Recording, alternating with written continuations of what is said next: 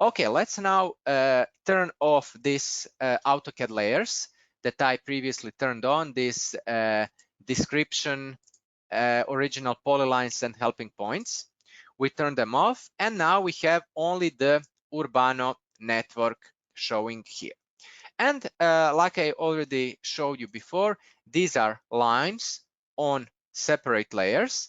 And now I would like to emphasize some rules. I already mentioned the rule about layers. So each of the element has its own layer. So I will repeat once more, do not move this to some other layer, do not rename these layers, and also do not, I don't know, delete layers or something like that. This is just a rule that you have to work by.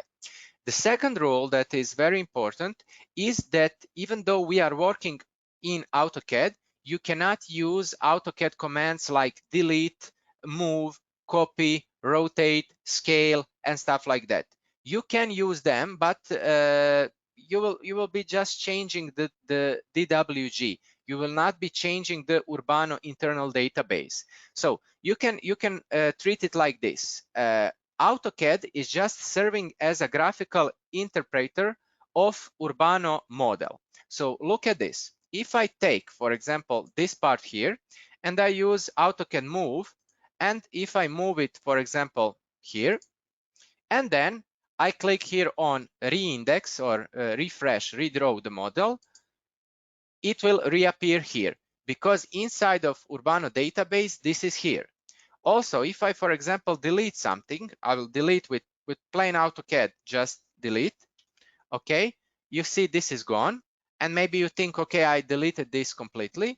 If you click here on reindex, or for example, if you save this drawing, close it, open it back again, the software will reindex the drawing while opening, and you will have this back on. The same goes, I don't know, for rotate, or copy of the elements. For example, I can take some of this and I can copy, and I can copy it here.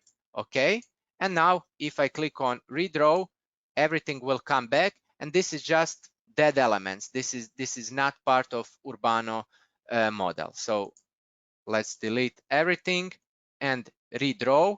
You will see that this will not come back. So this is the rule number 2 that you have to know. And I will show you. You have, of course, you have moving, you have deleting, you have rotating, you have even scaling. So everything is available, but with Urbano commands, because if you are just changing the drawing, if you're just changing the DWG file, you are not changing the model. So this is the rule number 2 that you have to know if you want to work properly in Urbano.